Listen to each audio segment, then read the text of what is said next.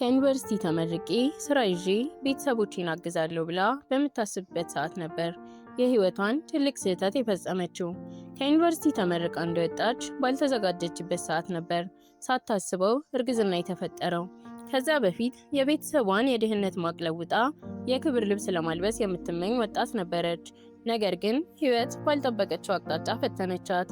ቲክታከር ቤተልሔም ምናልባት አሁን ራሳቸውን የሚያጠፉ ሰዎችን ለካ ወደው አይደለም ራሳቸውን የሚያጠፉት ብዬ አንደርስታንድ እንዳደርግ የሚያደርገኝን ቆንጆ ስቃይ አሳል ጉዳዩን በሶሻል ሚዲያ ላይ ሲናፈስ ሁላችሁም አይታችኋል። ዛሬ ይህን ጉዳይ በዝርዝር እንመለከታለን። እናንተ በተሳሳተ የፍቅር ግንኙነት በብዛት የሚጎዳው ማን ይመስላችኋል? ሴቷ ወይስ ወንዱ? ሀሳባችሁን ኮሜንት ላይ አስቀምጡልን። ቲክታከሯ አርቲስት የመሆንና በሙዚቃ ከፍ ያለ ቦታ ላይ የመድረስ ትልቅ ህልም ነበራት። ይህን ህልሟን እውን ለማድረግም ወደ ፋና ላምሮት በማቅናት የውድድሩ ተሳታፊ ሆና የአሸናፊዎች አሸናፊ ድረስ መግባት ችላ ነበር። የልጇ አባትም እዛው ፋና ላምሮት የድምፃውያን የተሰጠ ውድድር ላይ ተወዳዳሪ እንደነበር አፏ መናገር ባይችልም ግን ሁኔታዎች ፍንትው አድርገው ያሳያሉ።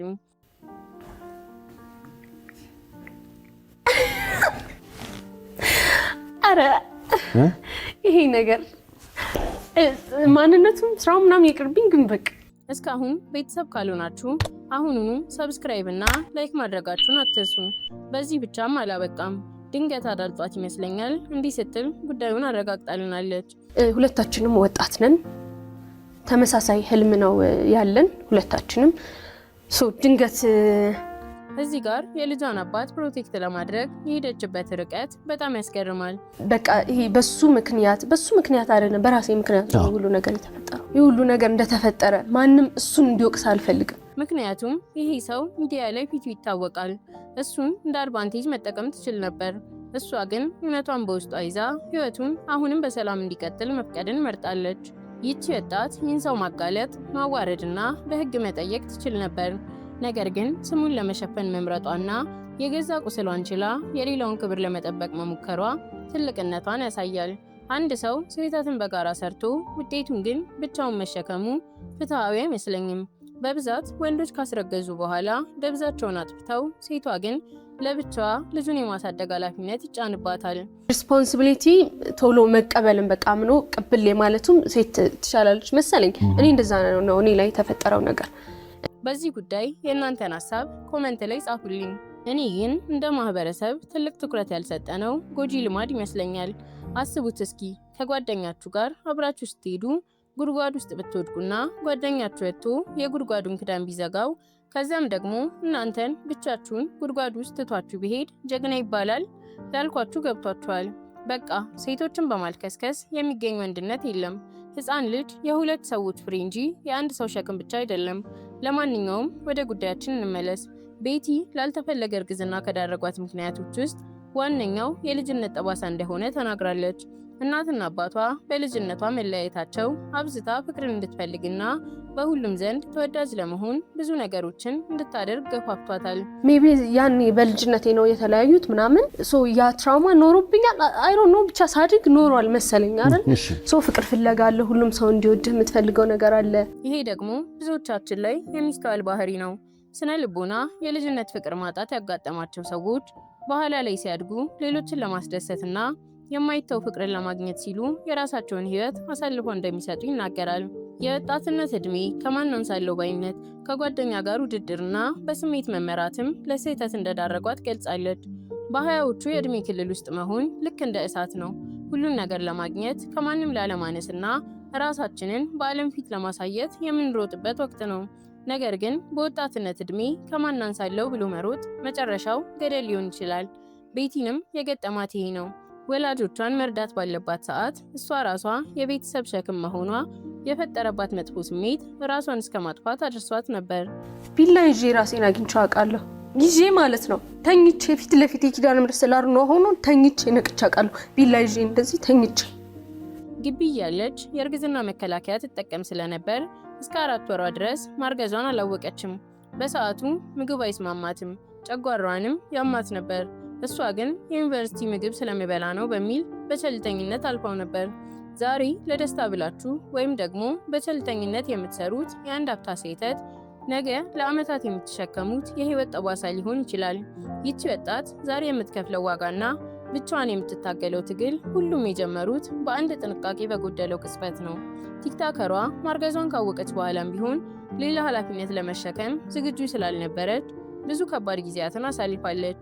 ለ4 ወራት ያክል ስራዋ መተኛትና መነሳት ብቻ ሆኖ ነበር። በከፍተኛ ድብርት በመጠቃቷም ስልኳን አጥፍታ ቆይታለች። ህልሟን ረስታ በስሜት መገፋፋቷና ጊዜያዊ ደስታን ማስቀደሟ ዋጋ እንዳስከፈላት በመግለጽ ረሳው፣ እቅዶችን በሙሉ ረሳሁና የራሴ ስሜት ላይ ብቻ ትኩረት አደረኩ። እሷ ነገር ናት እኮ በጣም ዋጋ ያስከፈለች። ምንም ነገር ስናደርግ ስሜታችንን ገዝተን በዙሪያችን ያሉ ሰዎችን ማሰብ አለብን ብላለች። እኛ የምናደርጋቸው እያንዳንዳችሁ ነገሮች ለኛ ብቻ ሳይሆን ለሌሎች ሰዎችም ተጽዕኖ አለው። ብዙ ጊዜ ህይወታችንን የምንገነባው በአመታት ልፋት ነው። ነገር ግን ያንን ሁሉ የአመታት ድካም ሊያፈርስ የሚችለው የአንድ ሰከንድ የስሜት መገፋፋት ነው። ለምሳሌ አንድ ሰው ውድ የሆነ ቤት የመገንባት ትልቅ ህልም እያለው ገንዘቡን በሙሉ በአንድ ምሽት ቁማር ላይ ቢበትን የረጅም ጊዜ ህልሙ በአንድ ሌሊት ከሰመ ማለት ነው።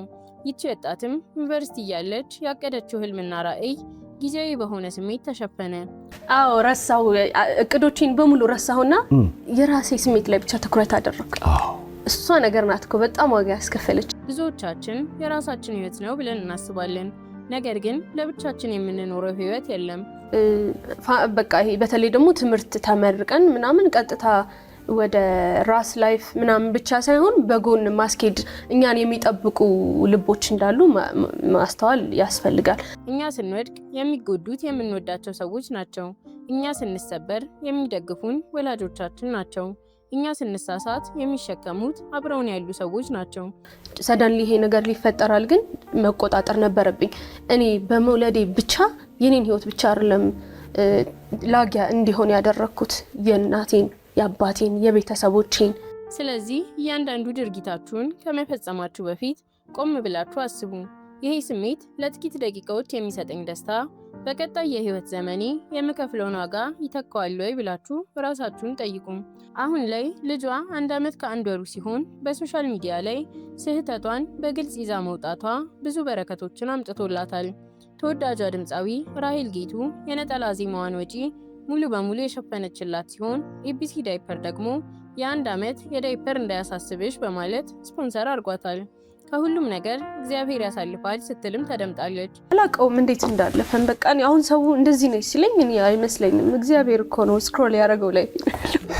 የዚህች ወጣት ታሪክ የህይወት ትምህርት ቤት ነው። ህይወት የሙከራ ላብራቶሪ አይደለችም። አንድ ጊዜ ብቻ የምንኖራት እውነተኛ ጉዞ ናት። ስህተት መስራት የሰው ባህሪ ነው። ነገር ግን ዛሬ የምንወስደው ውሳኔ ነገ የምንኖረው ህይወት ነውና ውሳኔያችንን በጥበብ እንምረጥ መልእክታችን ነው። በተሳሳተ ውሳኔ ውስጥ አልፈንም በህይወታችን ውስጥ ስህተት ሰርተን ሊሆን ይችላል። ነገር ግን ያ ስህተት ማንነታችንን አይወስነውም።